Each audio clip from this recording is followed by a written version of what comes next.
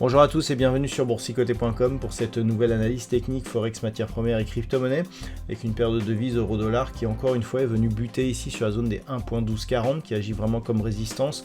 Donc même si on a tenté ici une approche un peu plus agressive, on voit que l'on reste globalement sous la moyenne mobile 20 exponentielle après un contact ici sur la bande de Bollinger inférieure.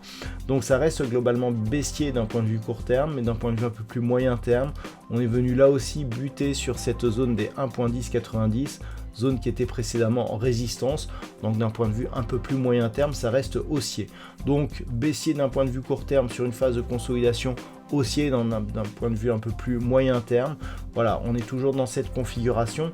Donc soit on recasse ici à la hausse et on met fin à cette dynamique de consolidation court terme, soit on valide ici une rupture des 1.1090. Dans ce cas-là, la consolidation pourrait se transformer en retournement, même si il faudrait vraiment une cassure des 1.0920 pour vraiment acter ce retournement de tendance. Sur la paire de devises livre sterling contre dollar américain, on tente ici une cassure de cette résistance oblique. Alors on a 3 points significatifs. Je vous avais indiqué la semaine dernière que l'on était globalement au-dessus de la moyenne mobile 20 exponentielle et que le retour ici au-dessus des 1.3270 pouvait laisser entrevoir justement un retour à un mouvement haussier.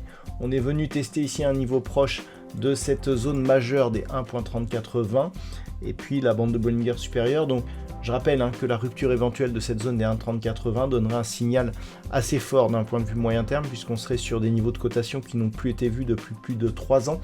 Donc le signal serait assez important, alors qu'à l'inverse, une rupture ici des 1.3140 nous donnerait un signal de potentiel, je dirais, potentielle accélération baissière d'un point de vue court terme. Pour une vue un peu plus moyen terme, il faudrait casser ici un 27,50. Donc globalement, on surveillera demain ce qui se passe autour de cette zone des 1.3420. Sur l'or, on continue ici à consolider, mais une consolidation qui ne remet pas là non plus la dynamique en cours, savoir une dynamique haussière. On est venu tester ici cette ancienne zone de résistance qui agit désormais comme support. Il s'agit de la zone des 3166 $ l'once. D'un point de vue court terme, on est certes sur un contact ici, bande de Bollinger inférieure sous la moyenne mobile 20 exponentielle, mais tant que l'on ne casse pas ici cette zone de support, donc précédemment résistance, ce n'est qu'un signal de neutralisation suite au contact ici de ce dernier point haut historique. Donc ça reste positif sur l'or qui n'a qu'un petit mouvement de consolidation ici court terme, et donc tout retour ici au-delà de cette zone des 3290 $ l'once commencera à nous permettre de voir l'avenir d'un point de vue un peu plus optimiste, un peu plus haussier pour le métal jaune, même s'il faudrait désormais casser la zone ici des 3500 $ l'once pour avoir un signal de continuité haussière d'un point de vue moyen terme. Sur le brut léger américain, donc nous avons cassé cette moyenne mobile 20 exponentielle sans venir au contact ici de la bande de Bollinger supérieure, mais on se stabilise au-dessus de la moyenne mobile 20 exponentielle. Donc on n'est pas encore sur un retournement de tendance, on avait ici une dynamique baissière. Le fait d'être au-dessus de cette moyenne nous fait sortir de la dynamique baissière, mais sans pour autant avoir un signal de retournement. Pour avoir un signal de retournement, il faudrait casser ici cette zone de point haut significatif et donc la zone horizontale proche des 64,75 $ le baril. Pour l'instant, on reste sous cette zone et au-dessus ici des 56,40. Donc phase de neutralisation, zone de range ici, mais dans une dynamique qui reste potentiellement baissière.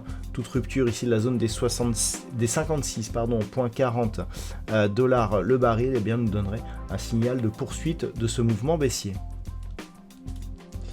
Et enfin au niveau du Bitcoin, nous sommes toujours dans une phase, je dirais, de neutralisation, toujours dans ce range ici entre 102 000 et 107 000 $ pour un Bitcoin.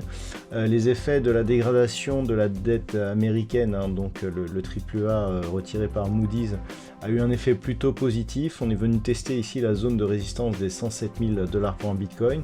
On a d'ailleurs oscillé aujourd'hui dans les mêmes zones, toujours dans ce range. Et je rappelle que c'est la cassure éventuelle de cette zone de résistance qui donnerait la possibilité à la crypto-monnaie d'aller inscrire un nouveau record et donc de confirmer la continuité de cette dynamique moyen-long terme. Donc c'est ce qu'il va falloir surveiller.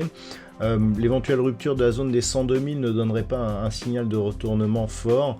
Il faudrait vraiment revenir ici sous la zone des 92 000 $ pour un Bitcoin pour avoir un vrai signal de retournement. Donc ça reste positif donc sur l'évolution de cette crypto-monnaie qui surperforme plutôt l'ensemble du microcosme crypto. Voilà donc ce que l'on peut dire sur l'analyse technique de ces principaux actifs de marché. Je vous souhaite de passer une très bonne soirée. On se retrouve dès demain pour d'autres analyses techniques, toujours sur le site boursicoté.com.